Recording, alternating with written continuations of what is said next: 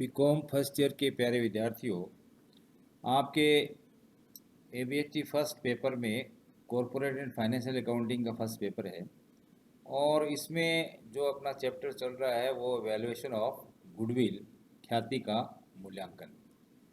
तो इससे संबंधित जो आज मैं जो अभी आपको टॉपिक डिस्कस करने जा रहा हूँ वो है सुपर प्रॉफिट अधिलाभ, यानी कि ख्याति के मूल्यांकन के लिए अधिलाभ की गणना करना एक आवश्यक तत्व है।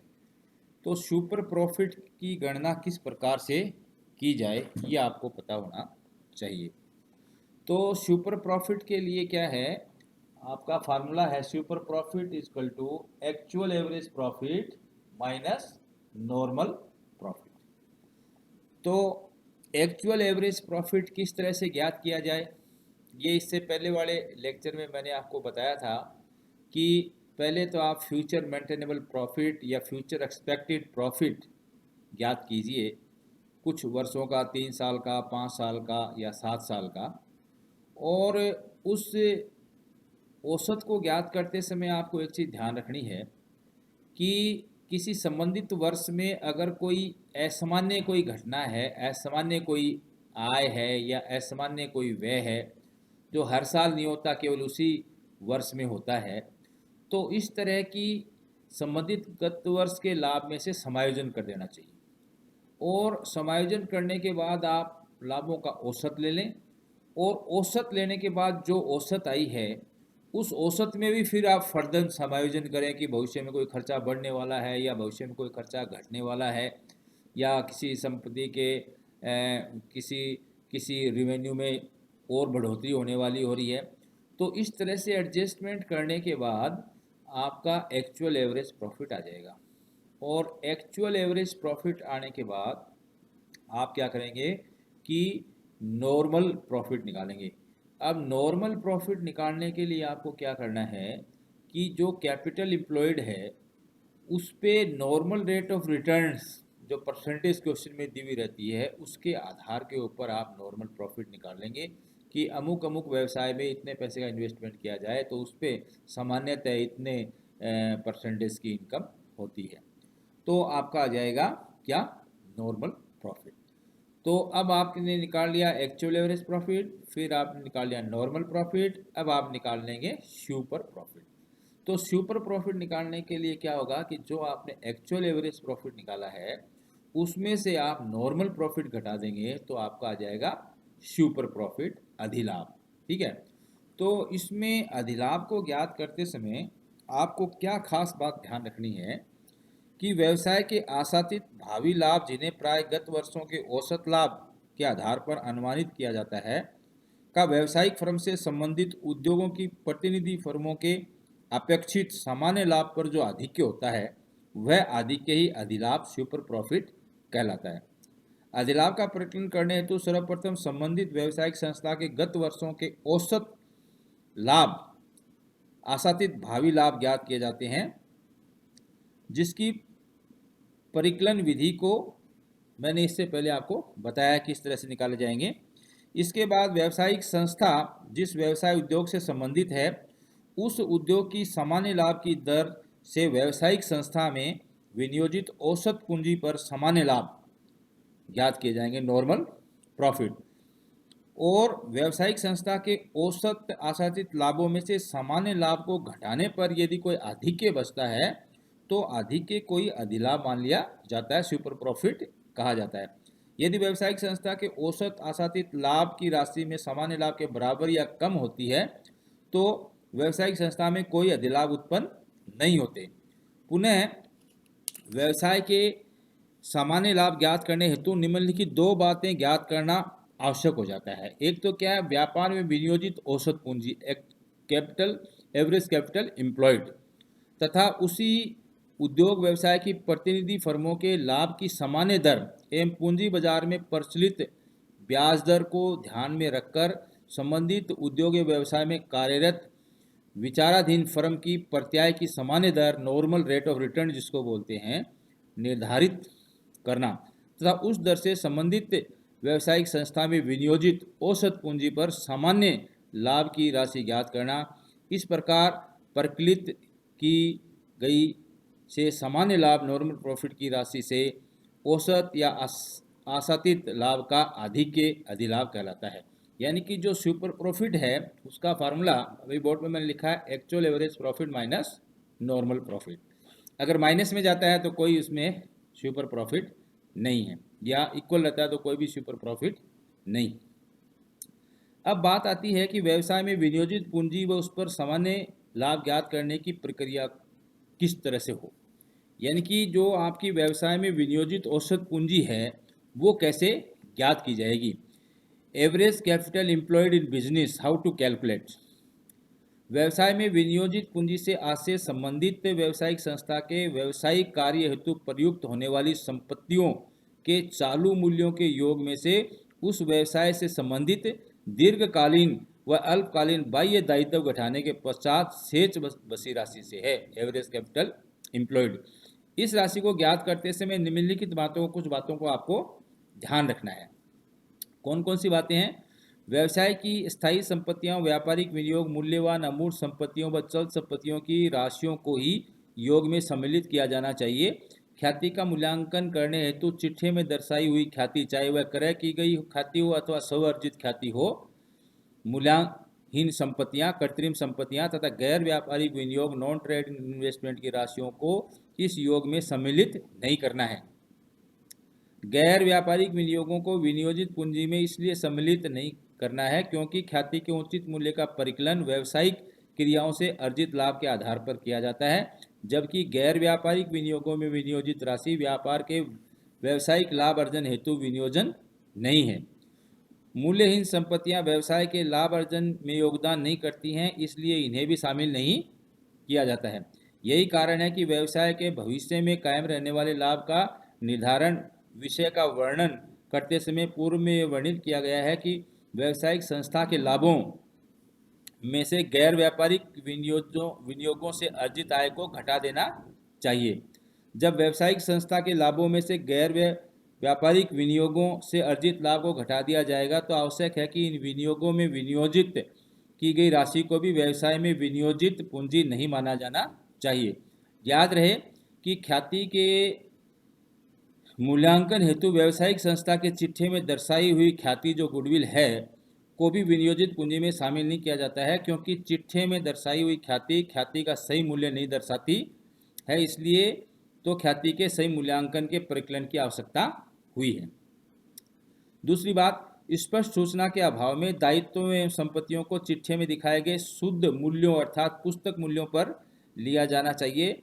यदि क्वेश्चन में संपत्तियों का चालू वसूली मूल्य करंट रियलाइजेबल वैल्यू या पुनर्मूल्यांकित वैल्यू रिवैल्यूड वैल्यूज अथवा चालू प्रतिस्थापन मूल्य करंट रिप्लेसमेंट वैल्यू दे रखी हो तो संपत्ति को उनके चालू वसूली मूल्य, पुनर्मूल्यांकन मूल्य, चालू प्रतिस्थापन मूल्य पर लिया जाना चाहिए। कृत्रिम संपत्तियों एवं हानियों यथा प्रारंभिक व स्थगित आयगत खर्चे, लाभ हानि खाते का नाम शेष को संपत्तियों के रूप में शामिल नहीं किया जाना चाहिए, क्योंकि ये मूल्यवान संपत्तियों की परिभाषा में नहीं आते हैं। संपत्तियों के योग में से व्यवसाय के दीर्घकालीन व अल्पकालीन ऋणों व बाह्य चालू दायित्वों एवं आयोजनों को घटा देना चाहिए। इन ऋणों व दायित्वों को पुस्तक मूल्य या देय वास्तविक मूल्य जैसी भी स्थिति हो पर घटाया जाना चाहिए। संपत्तियों के योग में से व्यवसाय के दीर्घकालीन व अल्पकालीन ऋणों व दायित्वों को घटाने के बाद जो राशि शेष बचती है वही राशि चिट्ठे की तिथि को व्यवसाय में विनियोजित पूंजी मानी जाती है। तो इस तरह से आप एवरेज कैपिटल एम्प्लॉयड की गणना करेंगे।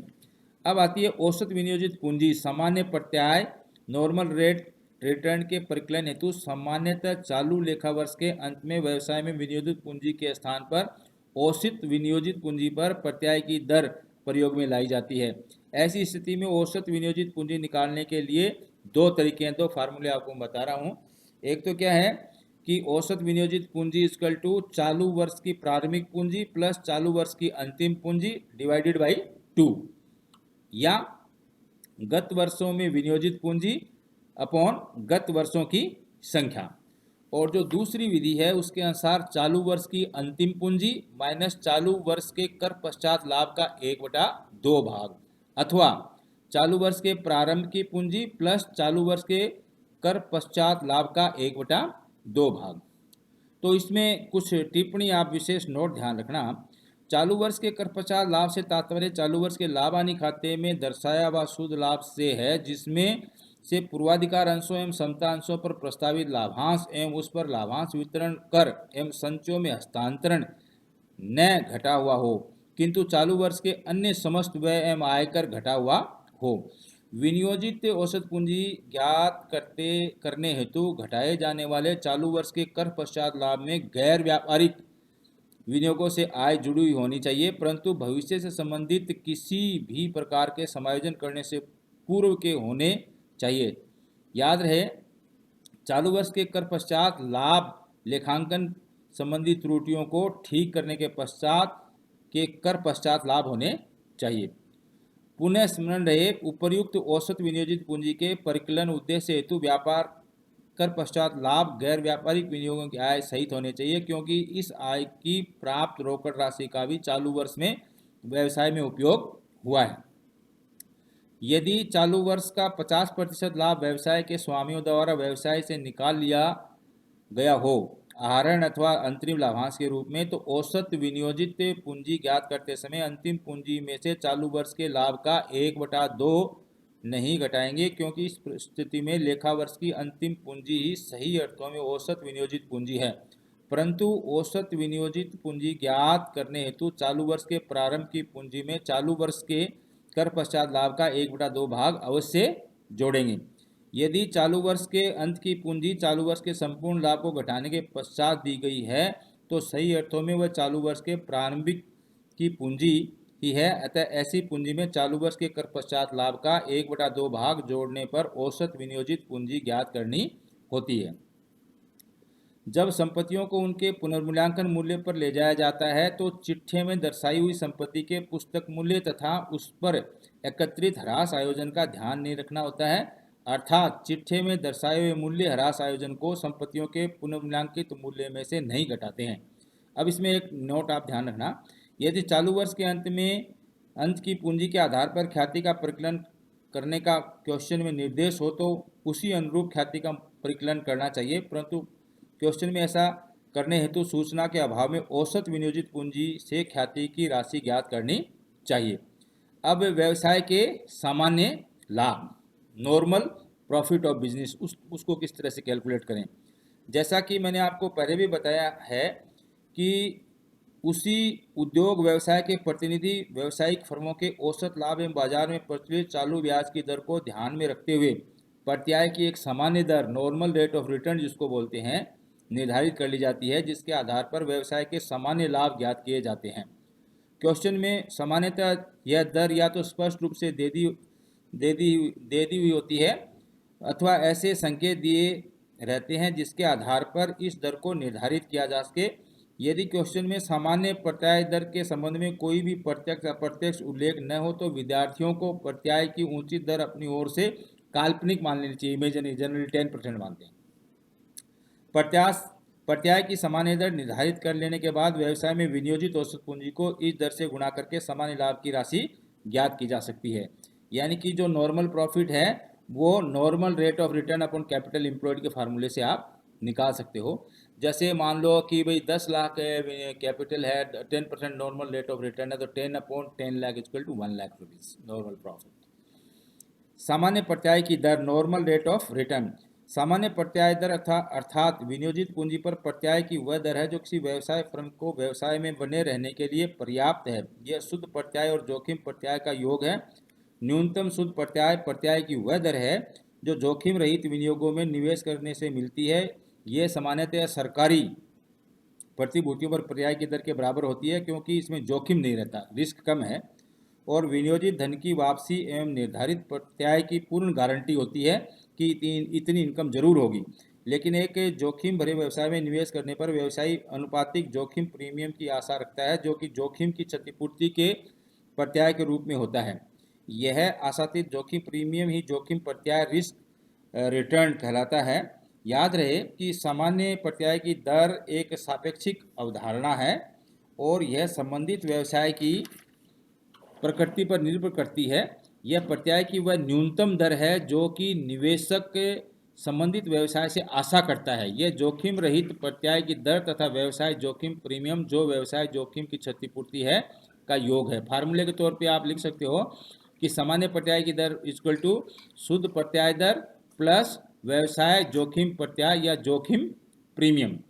व्यवहार में सामान्य प्रत्याय उसी उद्योग व्यवसाय की उस व्यावसायिक संस्था के समान व्यावसायिक संस्था प्रतिनिधि फर्म के औसत प्रत्याय के बराबर लिया जाता है।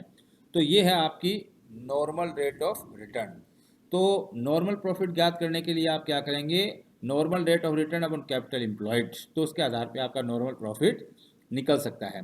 अब आपका सुपर प्रॉफिट निकालने के लिए आपको क्या करना पड़ता है कि आपको नॉर्मल रेट ऑफ रिटर्न चाहिए, एक्चुअल एवरेज प्रॉफिट निकालेंगे, नहीं सॉरी, नॉर्मल प्रॉफिट निकालेंगे, capital employed normal rate of return, और फिर उसके बाद औसत लाभों में से नॉर्मल प्रॉफिट को आप घटा देंगे, एक्चुअल एवरेज प्रॉफिट में से नॉर्मल प्रॉफिट को घटा देंगे, तो आपके पास आ जाएगा सुपर प्रॉफिट, जिसको बोलते हैं हिंदी में अधिलाभ।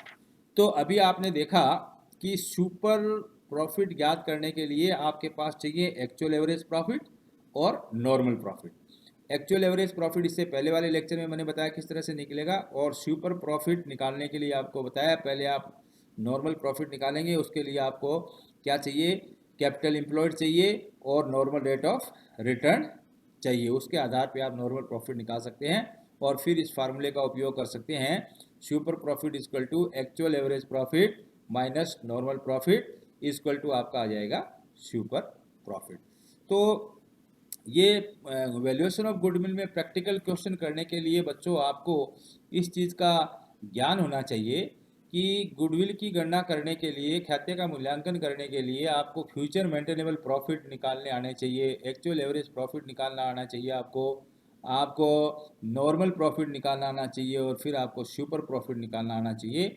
अब आगे के लेक्चर में और इस वैल्यूएशन ऑफ गुडविल से संबंधित अपना लेक्चर चलता रहेगा। आप अपनी टेक्स्ट बुक के अंदर भी इस मटेरियल को अच्छी तरह से पढ़ लें और समझने की पूरी कोशिश करें। ये बहुत ही एक इम्पोर्टेंट चैप्टर आपके सिलेबस में है। Thank you very much for listening today's lecture.